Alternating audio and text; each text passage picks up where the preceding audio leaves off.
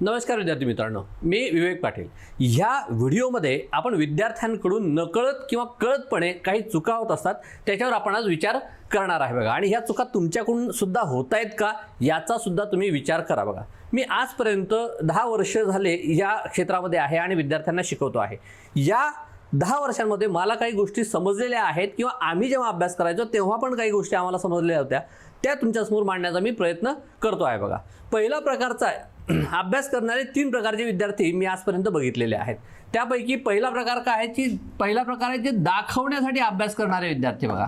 दाखविण्यासाठी म्हणजे या विद्यार्थ्यांसमोर कुठल्याही प्रकारचं टार्गेट नसतं, पण हे विद्यार्थी स्वतःला एंगेज करून ठेवतात। घरचे म्हणतात म्हणून मी इथं आलेलो आहे आणि मी अभ्यास करतो आहे असा विद्यार्थी, किंवा ज्याला कुठल्याही प्रकारचा आपण कशाचा अभ्यास करतो आहे पण फक्त काय इतिहास, भूगोल, पॉलिटी, इकॉनॉमिक्स या विषयांचा अभ्यास करायचा म्हणून त्याचा अभ्यास चालू असतो बघा।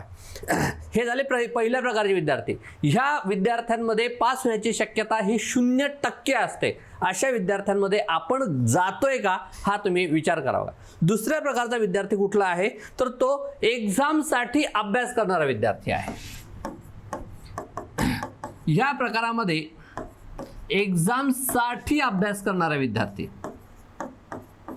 अभ्यास करणारा, ह्या प्रकारच्या विद्यार्थ्यांमध्ये अनेक प्रकारचे म्हणजे मी तुम्हाला सांगतो की 98% विद्यार्थी ह्या प्रकारच्या ट्रॅपमध्ये अडकलेले असतात की एक्झामसाठी माझा अभ्यास चालू आहे। मग समोर जी एक्झाम येईल त्याचा मी अभ्यास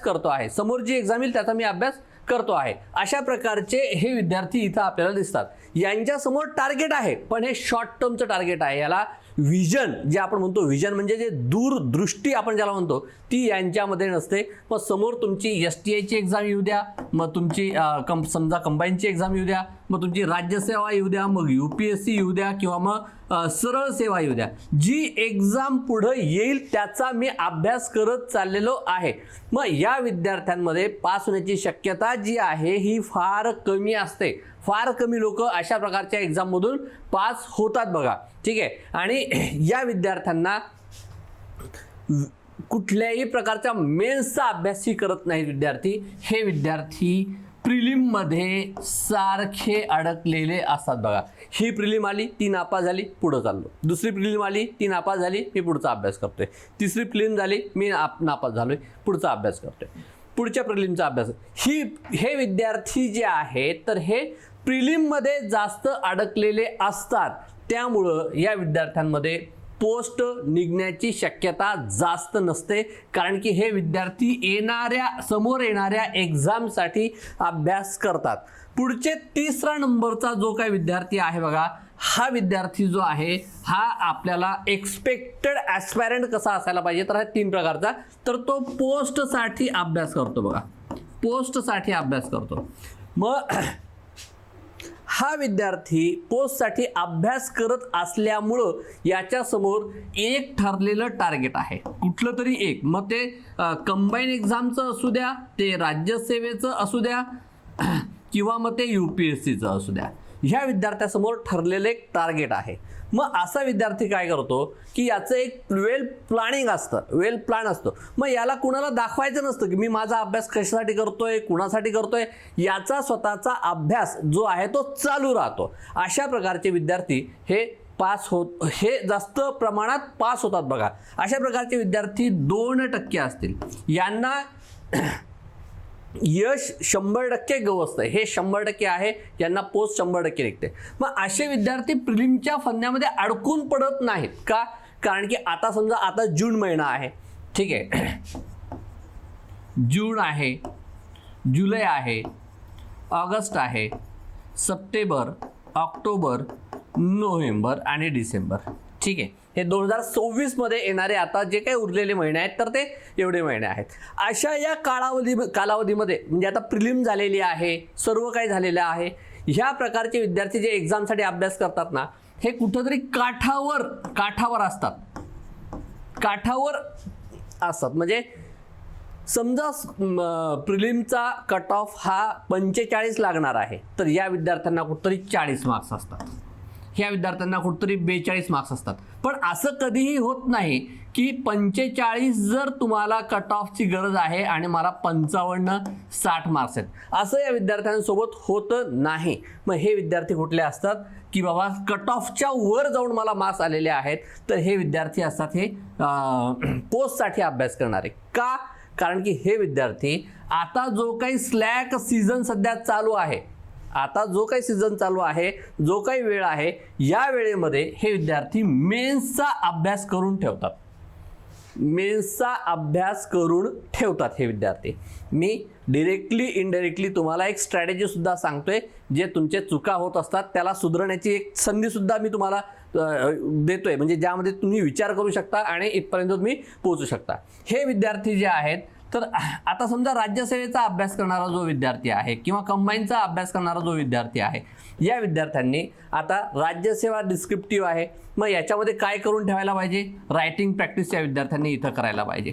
तुमचे ऑप्शनल सब्जेक्ट जे आहेत ते तुम्ही डिसेंबरपर्यंत संपवायला पाहिजे. डिसेंबर महिन्यामध्ये नाही, 1 डिसेंबरपर्यंत किंवा 31 नोव्हेंबरपर्यंत तुमचे संपलेले पाहिजे. जे काही हिडन गोष्टी आहेत, जसं की आपत्ती व्यवस्थापन आहे, डिझास्टर मॅनेजमेंट आपण ज्याला म्हणतो बघा, किंवा इंटरनल सिक्युरिटीचे जे काही पार्ट आहेत, मेन्सच्या दृष्टिकोनातून तुमचे सायन्स अँड टेकचा जो भाग आहे, ज्याच्यावर विद्यार्थी जास्त लक्ष देत नाहीत, असे विद्यार्थी असे जे काही सब्जेक्ट आहेत जे छोटे छोटे आहेत पण वेळ खाऊ आहेत, असे गोष्टी तुम्ही आत्ता मेन्सच्या दृष्टिकोनातून तुम्ही आता संपवायला पाहिजेत. इथिक्स याच्यामध्ये आपण करून ठेवू शकतो. ऑप्शनल सब्जेक्ट तुमचे करून तुम्ही ठेवू शकता 1 डिसेंबरपर्यंत.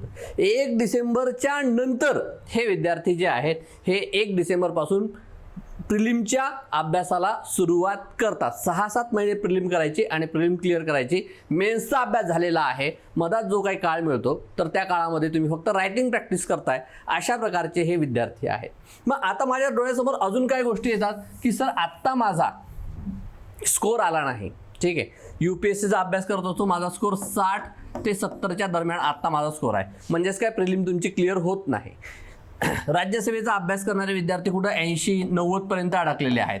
म्हणजे याचा अर्थ काय की तुम्ही कुठंतरी काठावर आलात, इथं पण तुम्ही काठावर आलेला आहात, म्हणजे प्रिलिम तुम्ही पास होण्याची शक्यता तुमची कमी आहे. मग असे विद्यार्थी या काळात चुकी काय करतात की आता हे 6 महिने जे आहेत हे वाया घालवतात. मग कुठली पण एक्झाम येऊ दे पुढची, त्याचा मी अभ्यास करतोय, मग कुठली हे निघते का मी त्याचा अभ्यास करतोय, ती निघते का मी त्याचा अभ्यास, असं करू नका. ज्या विद्यार्थ्यांचा राज्यसेवा किंवा UPSCचा अभ्यास ज्या विद्यार्थ्यांचा चाललेला आहे, ते विद्यार्थी तुमच्या काठावर का असेनात, पुढच्या वर्षी तुमचं काही बदलणार नाही जर तुम्ही आत्ता स्वतःला बदललेलं नसेल तर. मग तुम्ही पुन्हा प्रिलिम नापास होऊन पुन्हा तो 1 वर्षाचा काळ तुम्ही घालवणार आहात. म्हणून आत्ताच्या काळामध्ये जून, जुलै, ऑगस्ट, सप्टेंबर, ऑक्टोबर, नोव्हेंबर आणि डिसेंबरमध्ये तुम्ही तुमच्या मेन्सच्या सर्व काही प्रिपरेशन जे आहेत ते तुम्ही संपवून ठेवा. मी आत्ताच म्हणणार नाही तुम्ही डायरेक्टली रायटिंग प्रॅक्टिस करा, ठीक आहे. तुम्ही पहिला अटेम्प्ट दिला असेल, दुसरा अटेम्प्ट दिला असेल, तुम्ही रायटिंग प्रॅक्टिस आता लगेच वाटलं तर करू नका. ज्यांचं प्रिपरेशन आहे त्यांनी रायटिंग प्रॅक्टिस करायलाच पाहिजे आता. पण मिनिमम कमीत कमी तुम्ही तुमचे ऑप्शनल, इथिक्स आणि जे काही मी आता इंटरनल सिक्युरिटी, डिझास्टर मॅनेजमेंट, हे जे छोटे छोटे सायन्स अँड टेक, हे छोटे छोटे सब्जेक्ट जे आहेत हे तुम्ही आत्ता उरकून ठेवायला पाहिजे. मग तेव्हा कुठं तुम्ही पुढच्या वर्षी जेव्हा प्रिलिमचा अभ्यास सुरू करता, प्रिलिम क्लिअर करता, तेव्हा तुम्ही मेन्स आणि पोस्ट त्या लिस्टमध्ये, फायनल लिस्टमध्ये कुठंतरी तुम्ही बसणार नाही. तर मग ह्या चुका आत्ता जर तुम्ही सुधारल्या नाहीत तर पुढच्या वर्षी काही वेगळी गोष्ट नसणार आहे. पुढच्या वर्षी काही वेगळी गोष्ट नसणार आहे. म्हणून ह्या साध्या साध्या चुका ज्या तुम्ही करतायत, एक्झाम दाखवण्यासाठी अभ्यास करू नका, एक्झामसाठी अभ्यास करू नका, पोस्टसाठी अभ्यास करा, तर ती पोस्ट तुमची निघणार आहे बघा पुढं, ठीक आहे. ह्या गोष्टी लक्षात ठेवा. आपलं टेलिग्राम चॅनल आहे बघा, @उमाई अकॅडमी म्हणून हे टेलिग्राम चॅनल आहे. उमाई अकॅडमी म्हणून हे टेलिग्राम चॅनल आहे, याला तुम्ही जॉईन करा. तुमचा जर मराठी साहित्य हा विषय जर तुमचा असेल, मराठी साहित्य हा विषय असेल, तर आपल्याकडे मराठी साहित्याच्या बॅचेस सुरू झालेल्या आहेत. तर त्याचं आपलं टेलिग्राम चॅनल जे आहे मराठी साहित्याचं, @मराठी MARATHII 2 वेळा आहे फक्त याच्यामध्ये. तर @मराठी हे आपलं टेलिग्राम चॅनल आहे, याला तुम्ही जॉईन व्हा. आपली आत्ताच मराठी साहित्याची बॅच लॉन्च झालेली आहे. फक्त 6,999 मध्ये ती बॅच देतो आहे. सर्व मॅक्झिमम लोकांना त्याचा फायदा होईल अशा दृष्टिकोनातून ते टाकलेलं आहे. म्हणून ह्या गोष्टींचा जास्तीत जास्त तुम्ही विचार करा. आपण खरंच याच्यामध्ये आत्ता जे आहे ते मेन्स पोस्ट काढण्यासाठी अभ्यास करतोय का फक्त एक्झामसाठी अभ्यास करतोय, ह्या गोष्टी तुम्ही थोड्या स्वतःला विचारा. काही असेल तर माझा नंबर इथं देतोय 98 22 073 599. हा माझा पर्सनल नंबर आहे. याच्यावर तुम्ही व्हॉट्सॲप करा किंवा टेलिग्राम करा. मी तुम्हाला नेहमीच अवेलेबल राहील बघा. थँक्यू.